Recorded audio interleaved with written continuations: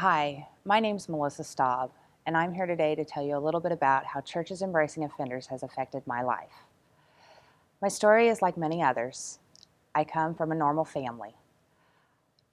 Good mom, good dad, great family dynamics, grandma and grandpa that love us and have tried to raise us right. I went to church every Sunday, learned the morals of how I'm supposed to be a good person and help others. But somewhere along the way, I got lost. That's where Churches Embracing Offenders comes in. After becoming a meth addict, I was incarcerated for a little over a year on and off. I was released into a program called Drug Court, which also placed me at the YWCA. When I got to the YWCA, one of the ladies introduced me to the Gathering Church, where I was able to meet Tony Metcalf. He then introduced me to CEO. CEO has given me a family, not just at church, but also throughout the entire addiction recovery support program. I was raised in a normal family, hard workers. Dad worked a lot. Grandma and Grandpa went to church, solid Methodist church. We went to Sunday school every Sunday, church service during normal service. I could remember sitting on the pew with my quarter in my hand for the offering plate every Sunday, because that was our offering. We got to give our quarter. Grandpa and grandmother was sit next to us. I always enjoyed the time when we got to sing from the hymnals. I was the one that would get to find the hymn in the book, because they would give us the number in the pamphlet, and we would get to hold the hymnal for grandmother and grandfather while they would sing. My grandmother had a beautiful voice, which always encouraged me during praise and worship, which we didn't call it that then. Back then it was just the standard religious activity. Little did I know God was working on me then. As I got older, my mother and father divorced. Unfortunately, my mother chose drugs and addiction over being a mother. So my father then became a single father of 3. He did the best he could. He provided every need that we had. I had a roof over my head, clothes on my back. I was fortunate enough that my grandparents would watch us in the afternoon after school, so my grandmother taught me how to cook and clean and gave me a good role model for being a mother. I was able to play sports and be involved in choir and different activities, but for the most part, I was your typical daddy's little girl. If daddy was in the garage, I was right there beside him. If he was working on something, you wouldn't find me far from him. He unfortunately spent a lot of hours at work, so it left the raising of me and my sisters to family members and shortly my stepmother. Unfortunately, she was young, so she didn't quite understand how to handle 3 girls and a workaholic husband. So her methods in raising weren't necessarily the best. After my 6th grade year in school, my father and stepmother divorced. And yet again, it was just me, dad, and the other 2 sisters. We did really well. Fortunately, my father decided to get involved with church again, so we spent Sunday mornings, Sunday nights, Wednesday nights, and usually Thursday and Friday around the church, which, to be honest, was probably a blessing because I learned and gathered so much knowledge and had wonderful mentors during that time. I found Christ during that time and asked him into my heart. Little did I know what I was doing. I was only about 13 at that time, and God was working on me in his own way, but I really didn't understand what it was to commit my life to God. I, again, enjoyed the praise and worship. At this church, it was a lot different. We had the words on a screen and singers and guitar players and keyboards and drums, and it definitely wasn't the church choir and hymnals. I enjoyed that type of service more because I was able to be more of myself and able to worship and praise God the way I wanted to and how I felt I should. About 15, my dad met and married my current stepmother. A wonderful woman, wonderful mother. To this day, she is mom. My mother, unfortunately, never came back into my life. She's around, but chooses not to be in my life. So I continually keep her in prayer, but I realize that that's not someone I need in my life. It's not a healthy relationship. My stepmother now is a successful businesswoman, hardworking, very loving, but took on a huge task when she married my father with 3 little girls. Through my teenage years, she did the best to try and teach me what it was that I was supposed to be. And unfortunately, I was a typical teenager who didn't want to listen. So I did things my way. At 18, I went through a tragedy. My boyfriend of 7 months committed suicide. And unfortunately, I thought it was my fault. It took a long time for me to realize that it wasn't. And during that time, I dabbled and played with drugs. I didn't want to face the demons that I was trying to deal with. In order to get up in the morning, I had a pill to take that the doctor gave me. And in order to go to sleep at night, I had a pill to take that the doctor gave me. Unfortunately, I chose to smoke weed and self-medicate, which didn't help the situation. It just led to bigger and better things in the drug world. After many years of trying and dabbling in different drugs, I found meth. Unfortunately, meth wasn't one that I could just play with. The first time I smoked meth, I knew that it was one that I couldn't sit back down. It grabbed a hold of my life and tore it completely apart. I had a 5-year-old son, and unfortunately, CPS came in one day and took him. But I hadn't found rock bottom. When they took him, I used more because I wanted to kill that pain. I wanted to kill that aching that I had inside of me because I blamed myself because what I was doing was wrong. But I didn't know how to get away from it. I didn't have a support system. I didn't have a family. I continued using for the next 1.5 years. In time, the law caught up with me. I made one mistake after another, and instead of choosing to follow their suggestions and help meet the people that could help me get clean, I went the opposite direction. I hid my addiction.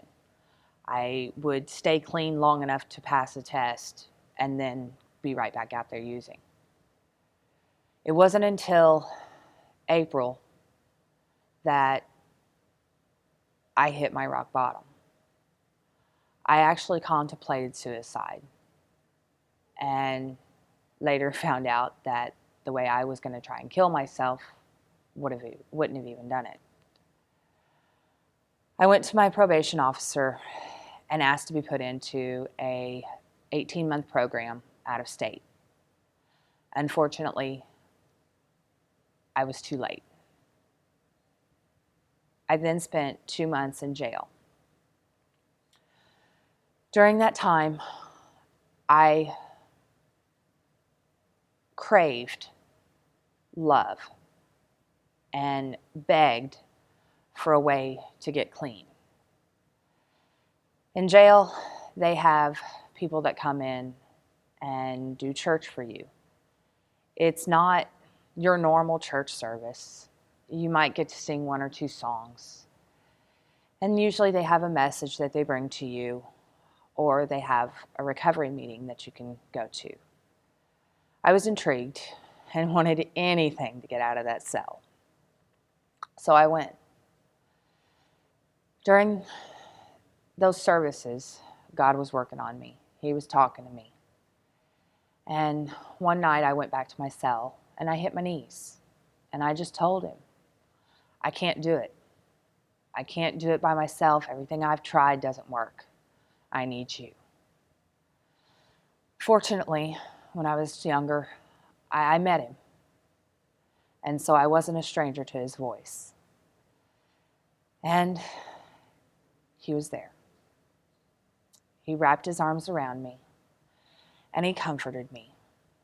And he gave me people there in jail that were willing to love me where I was.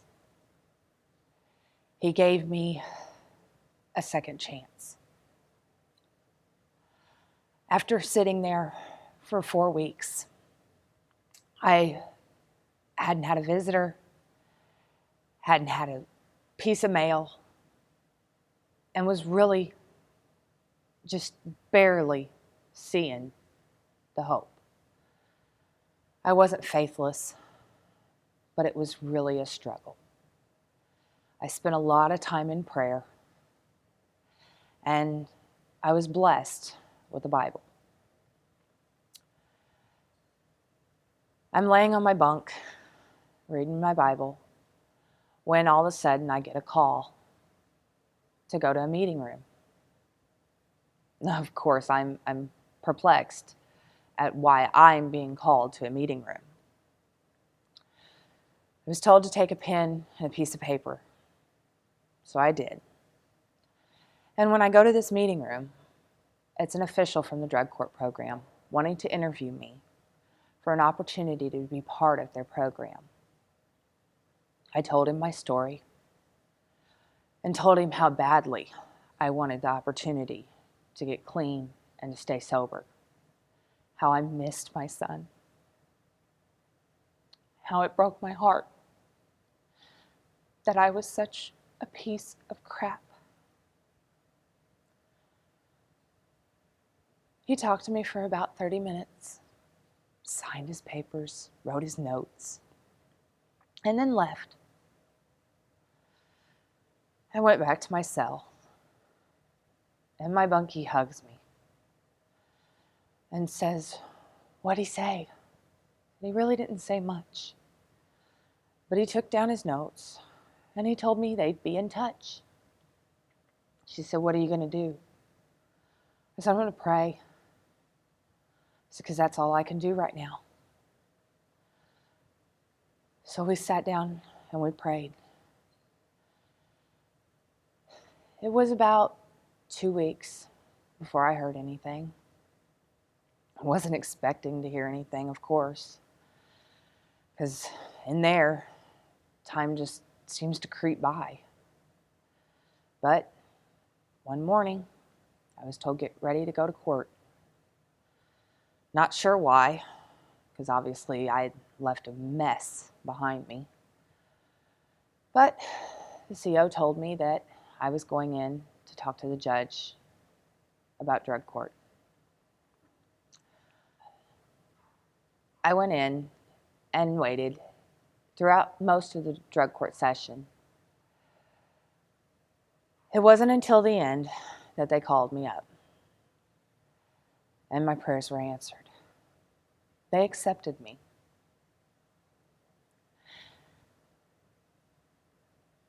I was given a joy that day, and my light of hope became so bright. You wouldn't think people would be excited to find out that they're getting ready to go through one of the most strenuous programs out there.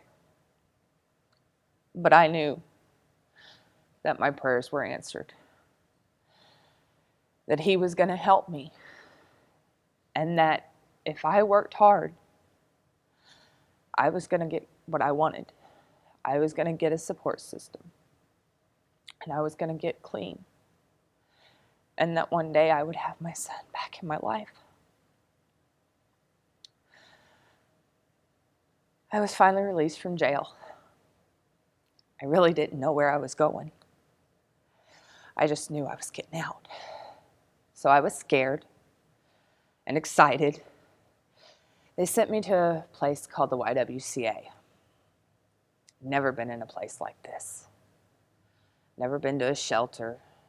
Never had rules. So I sat and I talked to the director, and he gave me my rules and told me what I was expected, and told me that I was to go check in at the Y and then to be at court that afternoon. So off I went. When I got to the Y, I met my case manager. Still a little unsure of what I had gotten myself into, but I was met with a lot of love. She showed me my room. She found me some clothes so that I could go to court, and I quickly got my first shower. It was a refreshing first shower.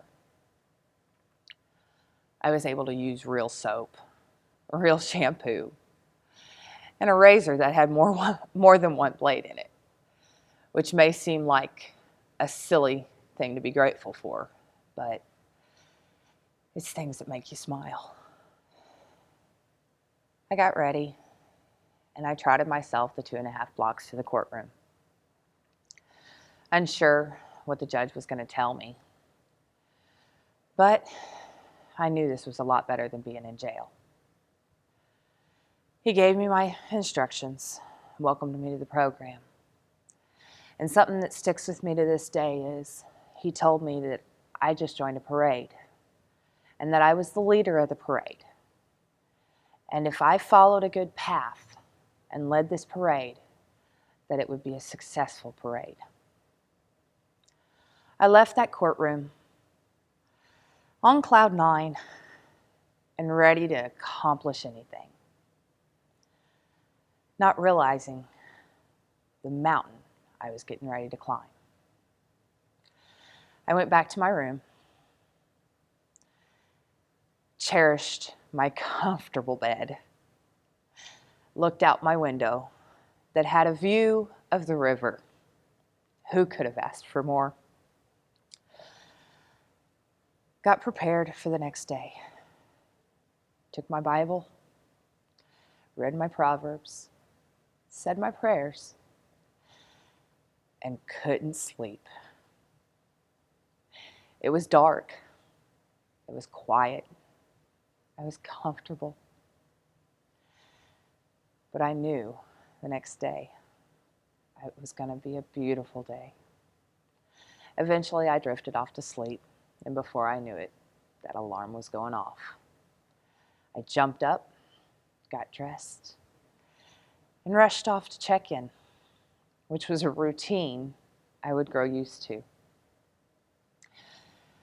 I had met my case manager, introduced myself, got to know her a little.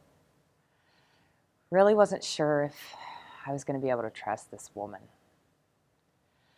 So many women in my past had hurt me, lied to me, let me down. But I thought I'd give her a chance. What choice did I really have? She told me what I needed to do, guided me in a good direction, told me some places that I could probably put applications in for finding a job, and suggested that I get prepared that I was going to be going to an in-house drug treatment program. Not real appealing to me. I just got out. But that's what I got to do, and that's what I got to do. The YWCA puts you on a 30-day lockdown. They expect you to settle in and start getting prepared for what you're going to face. Soon enough, it was time to go to residential. Off I went. I was ready. I wanted to be clean. But as it goes, things didn't work. 16 days, and I messed up. I was sent back to the Y and unsure what was to come. But I knew I wasn't going to give up. When I was kicked out, I had to catch the bus back to the Y. And I called Andrea as quickly as I could. Told her I didn't know what to do and that I was scared. I remember I called the Y to tell them I was coming back. And they told me I couldn't. And I didn't understand why. But they have rules. And I didn't want to do anything to get in trouble. So I took my 2 big duffel bags that I had, and I set them in front of a camera at the bus station and sat there. I wasn't going to move until I knew I wasn't going to be in trouble, that I wasn't going to be in harm's way. I just wanted to be safe. Unfortunately, I still was dealing with a lot of ups and downs, anxiety, depression. I ended up working myself into a panic attack. But Andrea stayed on the phone with me, boo-hooing, crying, scared to death. She wouldn't hang up. She was on her cell phone talking to me the entire time while she was calling the director at the YWCA to figure out what was going to happen. But she stayed by my side. Eventually, they got things worked out, and I was able to come back to what I would call my home. I got my stuff unpacked and found out that I was going to be punished for what happened. But I was okay because I didn't make a bad decision, and I came back home. I ended up meeting Tony and Marie at the gathering. They introduced me to Restore, where I then started going to Celebrate Recovery. Restore allowed me to meet a lot of other women who were going through the exact same thing I was going through. A lot of these women lived with me at the Y. So we became a little group. We were the Y girls. We went to church together. We went to Restore together. We went to meetings together. If you saw one of us, the others were surely close behind. So my support system begins. Unfortunately, I still hadn't figured out how to cope with all the emotions, the ups and downs, the frustrations, the aggravations. So I relapsed. I made a bad decision and chose to use. But after that, I made a good decision. I was honest with Andrea. I was honest with Tony and Marie. I was punished for my choice, but I was yet again directed and guided in a good direction. I was then introduced to churches embracing offenders, a punishment that ended up being one of the biggest blessings in my life. I began taking a Thinking for a Change class, which gave me more of an insight to why I thought the way I thought and what was wrong with my thinking than I could ever have imagined. It helped me realize that if I don't communicate what's going on with me, others can't be there to help me. I have to reach out and talk to people in order to find a resolution. After graduating Thinking for a Change, God had lit a fire in me. He wanted me to continue thinking for a change.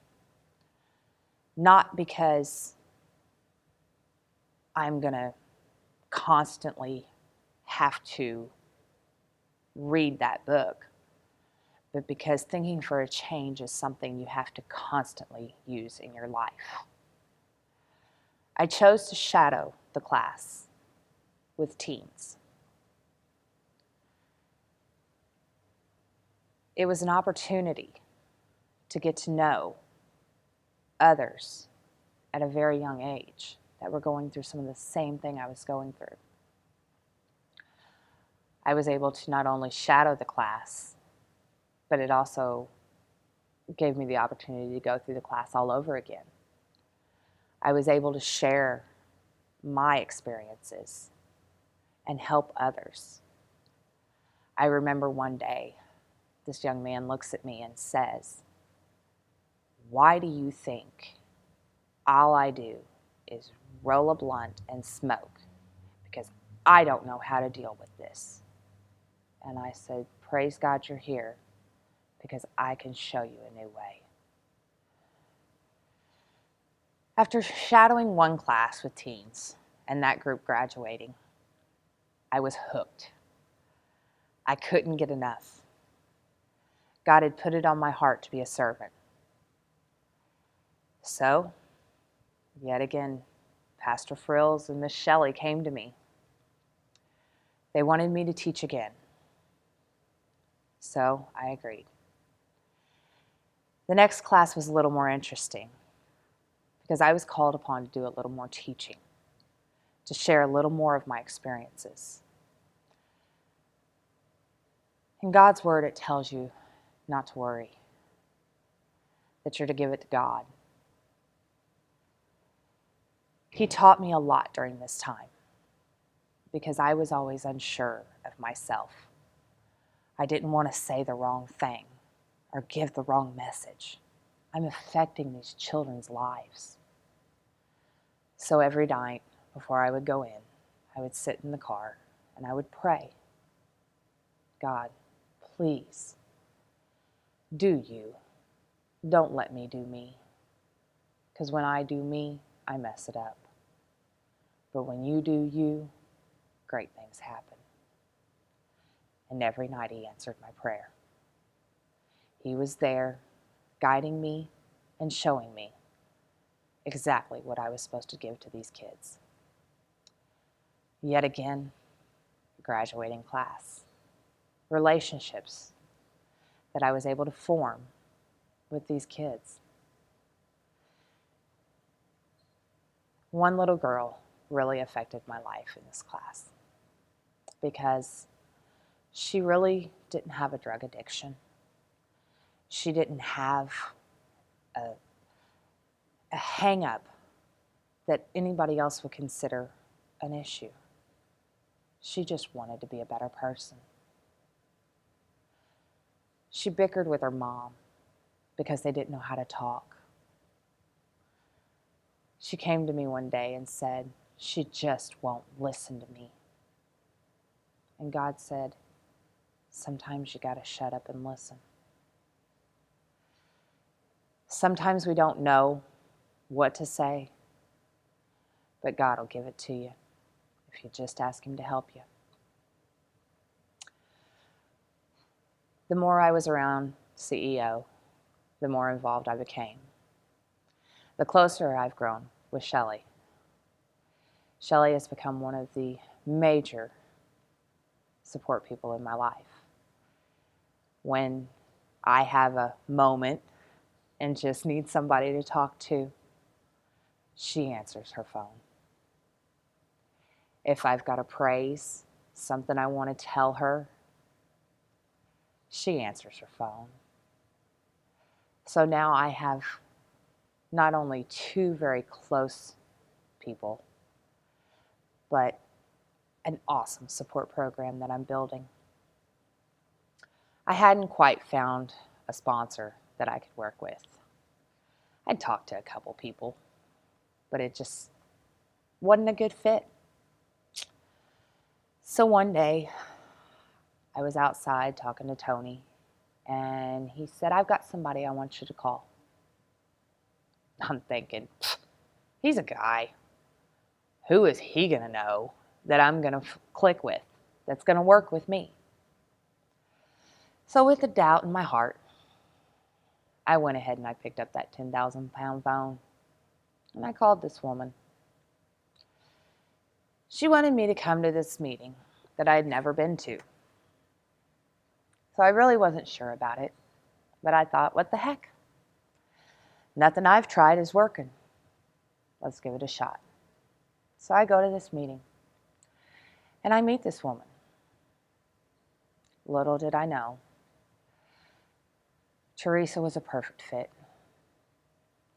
She was what I was looking for in a sponsor.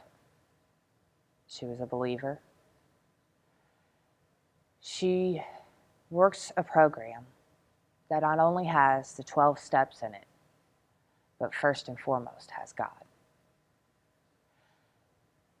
When I told Teresa what I was before, what I am now, she smiled. You're a work in progress.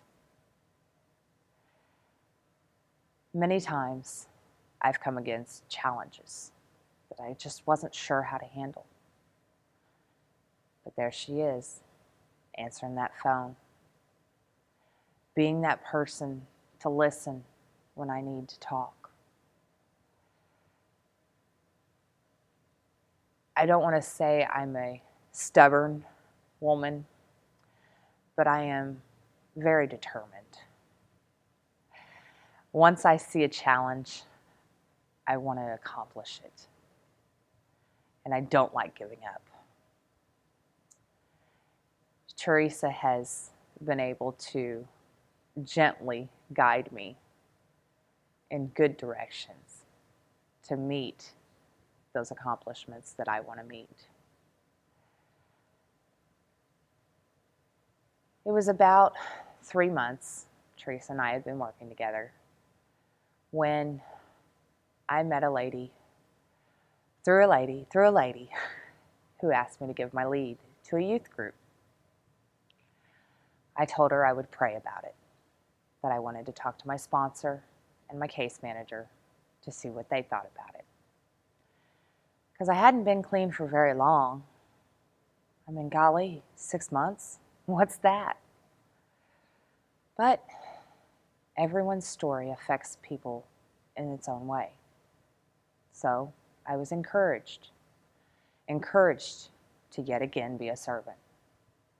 So after a lot of prayer and a lot of talking with Teresa and Andrea, I did it. I talked to a group of about 15 teenagers. I was really nervous because I didn't want to say the wrong thing. I wanted to give the good message. I wanted them to realize that no matter how far down you go, God's always there if you just reach out to Him. I spoke for about 45 minutes. And as I was wrapping up, I asked him if anyone had any questions. Kind of scary to tell kids they can ask you any question they want. So, with my hands braced, came the first question. I'm a young girl, 17. You could tell she didn't come from the best of families, but she was in church. She was trying.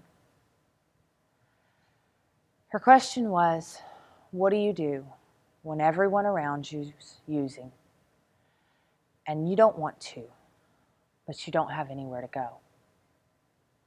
My answer was, restore. Dial it up.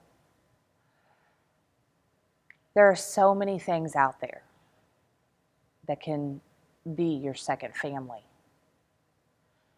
You know, my church family was my family for about a year. But before my family decided to open their hearts to me again. It's hard to be out there trying to do the right thing and not having love.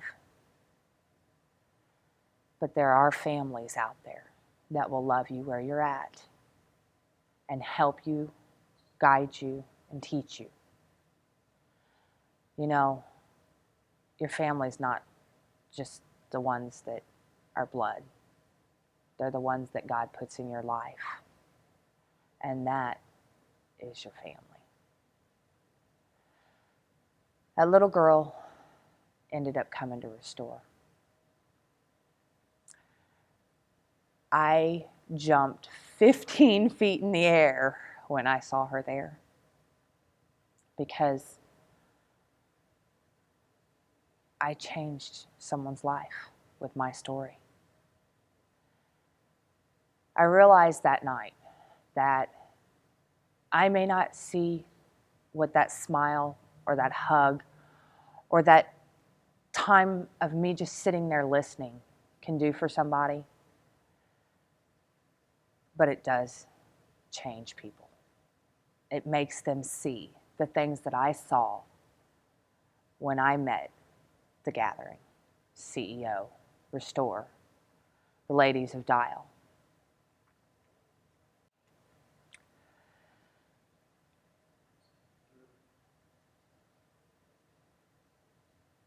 I continue to stay involved with being a servant, and I never know where God's going to guide me.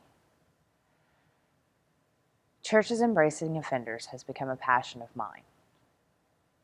I love the fact that they're not only a 90-day program, they're not only a weekly class that you have to go to, they're a system of support people within CEO, within the church they introduce you to, within the Celebrate Recovery classes, that weekly class, that can last a lifetime. Their support is never ending. You can be gone from your Thinking for a Change class for 10 years, but your church, your Celebrate Recovery, the support system that you build by becoming part of Churches Embracing Offenders is there forever. I enjoy going into the office and piddling with whatever it is Shelley needs help with. Stocking the refrigerator, cleaning up, hanging blinds, filing files.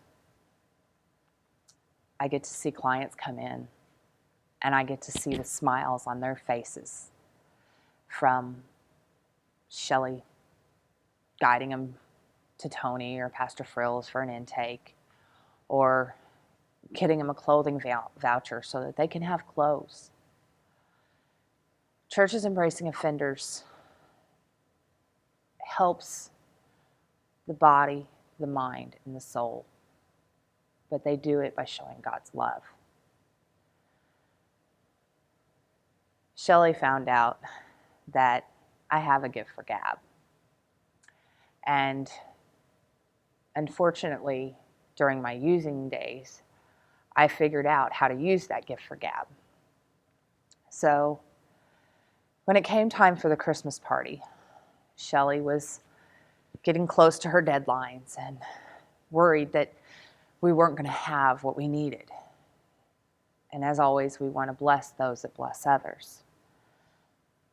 And I got to thinking, I know a lot of people, not just because I used to use with a lot of people, but because my family has been fortunate enough to be in this town for many years doing business. So it hit me. Pick up the phone, make some calls. So I did. And I reached out to those people who knew my story. told them what Churches Embracing Offenders had done for me, how they had changed my life, and that we wanted to put together a Christmas party and maybe have a couple games of bowling or an oil change to bless those families with. Little did I know, by reaching out and telling my story, was I going to be able to be a part of the blessings that were passed out that year. So, I didn't stop there. I stayed involved with Shelley. I stayed involved with what she does, being the client coordinator at CEO. And when it came time for the picnic, I was right there, ready. I didn't care if it was running errands to get stuff together or if it was to make those phone calls. But it hit me. They don't know who I am. They don't see the person behind the story. So, me and Shelley went out with information about what CEO was, what we were trying to do, how we were trying to help and change people's lives. And I went door to door. And I introduced myself as a client of CEO and told them what the program had done for me. I didn't ask them for anything that day. I just made them aware of what we were about. Little did I know, not even 2 days later, my phone rings. It's Shelley. The seeds I planted with those people exploded. CEO was blessed beyond anything Shelley and I could have imagined. Not only were we able to have plenty of things to give away, but the picnic ended up being a huge success. I didn't realize how much I was going to be involved with this. I don't really like being the person up front. I'd rather be behind the scenes, putting things together or getting things ready. But God put a microphone in my hand that day. And little did I know, but I was going to be a voice for CEO that day. Since then, I've come across a lot of people that were there that day, that were part of the wonderful celebration. And yet again, I was a blessing. One of the things that I realize is CEO can change anyone's life. God works through everyone involved in this program to reach out and show His love, to be a support, to guide, and to teach. Throughout it all, I'm blessed to be a blessing.